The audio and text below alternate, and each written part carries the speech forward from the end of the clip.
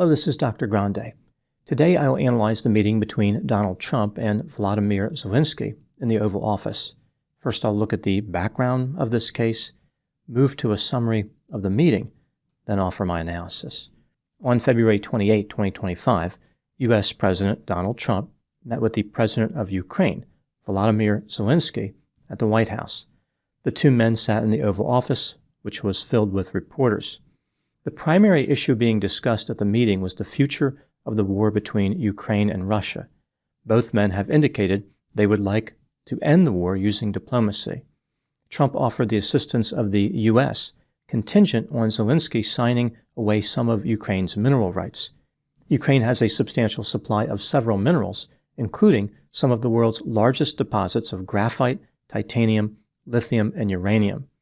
Due to the ongoing war and a lack of investment, Ukraine has done very little to extract rare minerals.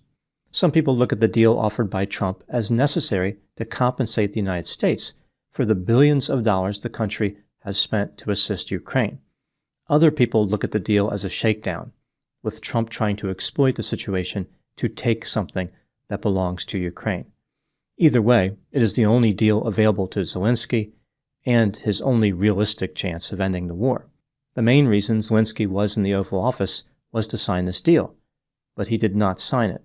Zelensky was fine with the financial elements of the deal, but was hesitant about security guarantees. The security arrangement provided in the agreement offered no promise to protect Ukraine from another Russian invasion. This inability to come to an agreement led to a heated argument with Zelensky on one side and Trump and Vice President J.D. Vance on the other. Here's a summary of the contentious portion of the meeting. Trump talked about how he was not aligned with Ukraine or Russia, like he wasn't showing favoritism. He explained how it would be difficult to make a deal with Russia's leader, Putin, if he hated him as much as Zelensky hated him. J.D. Vance jumped into the conversation, indicating that Joe Biden talked tough about Putin, then Putin invaded Ukraine. Vance stressed how actions are more important than words when it comes to finding peace. President Trump was trying to engage in diplomacy. Zelensky pointed out that Putin has occupied parts of Ukraine since 2014, and no one has stopped him, including any U.S. president. He was talking about when Putin annexed Crimea. He continued by explaining how Putin broke a ceasefire that was signed in 2019. Zelensky then asked, quote, "What kind of diplomacy, J.D., are you speaking about? What do you mean?" unquote. Vance stated that he was talking about the kind of diplomacy that was going to end the destruction of Ukraine. Vance thought it was disrespectful for Zelensky to come into the Oval Office and try to litigate the matter in front of the American media. Zelensky should be thanking the president for trying to bring an end to the conflict. Zelensky countered with, quote, "Have you ever been to Ukraine to see what problems we have?" unquote. Vance responded by suggesting that people who go there receive a propaganda tour and stressed how Ukraine has problems in their military. He questioned if it was respectful for Zelensky to come into the Oval Office and attack an administration that was trying to prevent the destruction of his country. Zelensky implied that failing to stop Russia could be problematic someday for the U.S. when he asked, quote, "You have nice ocean and don't feel now, but you will feel it in the future," unquote. Trump seized on Zelensky's use of the word feel, saying, quote, "Don't tell us what we're going to feel. We're trying to solve a problem," unquote. He stressed that Zelensky allowed himself to get into a very bad position and does not have the cards. Trump said, quote, "You're gambling with World War III, and what you're doing is very disrespectful to this country that's backed you far more than a lot of people say they should have," unquote. In a particularly bizarre interjection, which is really saying something given the absurd and surreal nature of this conversation, Vance asked, quote, "Have you said thank you once?" unquote. He implored Zelensky to, quote, "offer some words of appreciation for the United States of America and the president who's trying to save your country," unquote. Trump reminded Zelensky that he's not winning the war. The United States is Ukraine's only hope. Biden gave Zelensky $350 billion. If Ukraine did not have access to U.S. military equipment, the war would have been over in 2 weeks. Trump then indicated it was going to be very hard to do business like this. In this meeting, Vance appeared to be obsessed with the concept of gratitude when he said to Zelensky, "Just say thank you." Zelensky responded, "I said thank you. I say thank you to the American people." Vance then said, quote, "Accept that there are disagreements, and let's go litigate those disagreements, rather than trying to fight it out in the American media when you're wrong. We know that you're wrong," unquote. Appearing to understand how bad this meeting looked, Trump said it was good for the American people to see what was going on. This is why he let the meeting continue this long. He then accused Zelensky of not wanting a ceasefire. Zelensky responded, quote, "Yes, of course I want to stop the war, but, as I've said to you, with guarantees, ask our people about the ceasefire. What do they think?" unquote. Trump said, quote, "You got to be more thankful because, let me tell you, you don't have the cards. With us, you have the cards. But without us, you don't have the cards. It will be a tough deal to make because the attitudes have to change," unquote. In a strange tangent, Trump brought up how the media falsely accused him of conspiring with Russia to interfere in the election. He was trying to explain how Putin suffered during the media's attack. Trump indicated that Putin did not break any deals with him. Toward the end of the meeting, Trump regretted having empowered Zelensky to be a tough guy. He urged him to make a deal or fight it out with Russia.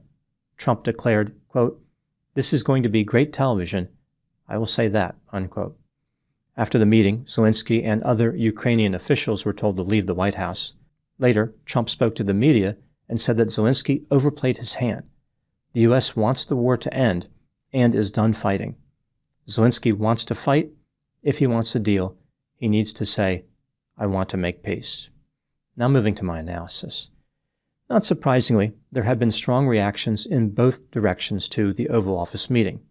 Many who strongly support Trump believe the meeting reinforced how he is a tough negotiator who is tired of the United States spending billions of dollars to fund conflict.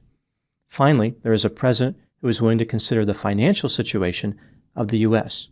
Zelensky was the aggressor in the meeting. He is greedy, antagonistic, and impolite. Zelensky is just looking for the U.S. to fund a never-ending war. Many of those who hate Trump focused on his unpleasant demeanor during the meeting. They view him as a grandiose, arrogant, and condescending bully who is embarrassing the United States through his heavy-handed tactics. Trump is more interested in getting a great deal than helping Ukraine, which is a democracy, remain in existence. Historically, the U.S. has been friendly and supportive toward other democracies, but Trump's actions run counter to this tradition. Zelensky is a hero who stood up to Trump and Vance. His courage is an inspiration to all. These polarizing reactions are not unusual. Every time Trump does anything, he fires up his supporters and his detractors. Even so, his attitude towards Zelensky in the Oval Office was pretty dramatic. Trump has become excited before, but he seemed particularly agitated and cantankerous during this meeting. Also, Vance jumped in awkwardly and challenged Zelensky about a lack of gratitude, something that isn't important when compared to the seriousness of ending a war. What do I think happened in this case? This is just a theory, my opinion. As I mentioned, the purpose of the Oval Office meeting was for Zelensky to sign the mineral deal. He signaled that he was going to move forward with this arrangement, but then he changed his mind after arriving in Washington, D.C. Maybe he changed his mind before that. There's no way to know. Whatever happened right before the meeting probably contributed to the strong emotions observed in the meeting, like there was a backstory here which has not been made public. Tensions were high when the meeting started. Both sides were ready to fight. From Trump's perspective, having Zelensky execute the agreement in front of the media would have been a great triumph. It would have reinforced this idea that Trump is a great negotiator. He ended this terrible war. He has done what other presidents failed to do. Unlike some of his accomplishments, this one would have been measurable and definitive. When Zelensky changed his mind, this was embarrassing to Trump. It took away Trump's glory, cheated him out of his big moment. Trump was furious, and he communicated his feelings to his supporters, including J.D. Vance. Having the meeting in front of the media was by design. Trump wanted Zelensky to pay. Zelensky was willing to stand up for himself and be confrontational, but Trump's intent was to ambush. Vance jumped right into the mix as a loyal supporter. During the conversation, Zelenskyy's primary concern was getting a guarantee that Russia would not invade again. Trump's main point was that Zelenskyy did not have any negotiating power whatsoever. He could choose between the mineral deal or annihilation. Trump desperately wanted Zelenskyy to sign that deal. Vance's main point, apparently, was that people don't say thank you enough. I don't think Vance really had any good ideas of what to say during the meeting, but he wanted to sound insightful and dramatic. At least he succeeded with the latter endeavor. Vance's input was irritating, immature, and unnecessary. The reactions to the debate in the Oval Office mostly fell along party lines, but some people were shocked at the hostility regardless of their allegiance. I imagine that arguments like this occur all the time when politicians are negotiating deals. The difference here is that the fight was public. The person who allowed this to be public, by his own admission, was Donald Trump. This brings me to my next question. How did Trump's narcissism factor into this incident? It is no secret that Trump has many narcissistic traits. Some people find him to be self-centered, grandiose, arrogant, condescending, requiring admiration, falsely believing himself to be special, and having a sense of entitlement. Being narcissistic is not necessarily the end of the world. A lot of people have these traits. Many continue to function, and some are even productive. For instance, narcissistic traits are overrepresented among corporate leaders. Even so, narcissism can facilitate destructive dynamics and negative outcomes. There's one specific dynamic which may have occurred during the Oval Office meeting. When people think of a narcissist, they often focus on how a narcissist makes them feel angry or slighted. These are not the only feelings that a narcissist can cause. They tend to be very good at manipulating people into liking what they like and hating what they hate. Narcissists can make people adopt their values and beliefs to become miniature versions of the narcissist, but without necessarily having the underlying traits. Essentially, a narcissist can make non-narcissistic people behave as if they were narcissistic. This is why I think of narcissism as radioactive. The dangerous effects can transmit from one person to another. This dynamic is illustrated using the term flying monkeys. These are agents of a narcissist who are extremely loyal. This loyalty may be based on fear, the promise of a reward, or by a person being inspired by the success or the authority of the narcissist. The longer that non-narcissists are exposed to extreme narcissism, the worse their behavior will become. Furthermore, the more powerful the narcissist, the more profound the effect. Applying this to the case of Donald Trump, it is not surprising that he has a massive inner circle of followers who will do anything he wants. When Vance observed that Trump was angry at Zelenskyy, he decided to haphazardly jump into the mix to demonstrate his loyalty to the U.S. president. At the same time, Vance also felt the anger. It wasn't just about pleasing Trump. It was about the contamination from the narcissism. Vance had been manipulated due to extreme narcissism exposure. The good news is that when non-narcissists get away from the source of narcissism, they often return to normal. Sometimes they are embarrassed by their previous behavior. Again, they don't have the underlying narcissistic traits, which tend to be permanent. Rather, they were temporarily affected. Moving to my last question, will this incident move the needle on how people feel about Donald Trump? In my opinion, no. It will not matter one way or the other for a few reasons. Some people don't care how Trump does his job as long as the job gets completed. They're not worried about his personality traits, only the results. In the final analysis, what does it matter if the president was grandiose or arrogant as long as he did the will of the people? On the other side, some people are so focused on Trump's personality traits, they don't care what he accomplishes. Everything he does is bad because they view him as a deeply flawed individual. His presidency could bring about world peace and unbelievable prosperity, and there would be those who say, yeah, but what about those narcissistic traits? People don't tend to move from one camp to the other very easily, certainly not based on a brief argument about foreign policy. However, Trump should be somewhat concerned about a cumulative effect. His high level of antagonism could drive people away in the long run, no matter how many thank yous his vice president collects on his behalf. Those are my thoughts on the Oval Office meeting. Thank you so much for watching. I'll talk to you soon. There are two curious elements about this case that I wanted to touch on. When the whole situation occurred with Elon Musk sending out that email to federal employees, essentially threatening them, right? Like he said that they had to respond with these 5 bullet points or it would be taken as a resignation. So he was threatening to fire over 2 million federal employees. Now, of course, none of that ever happened, but it caused an interesting discussion about Elon Musk and Donald Trump. Like, what were they up to and what's important when trying to govern a nation? Many people who supported Trump focused on how Elon should not necessarily have to be respectful to federal employees. When talking about tax dollars, it's not about respect. It's about the finances. It's about protecting the money of the American people.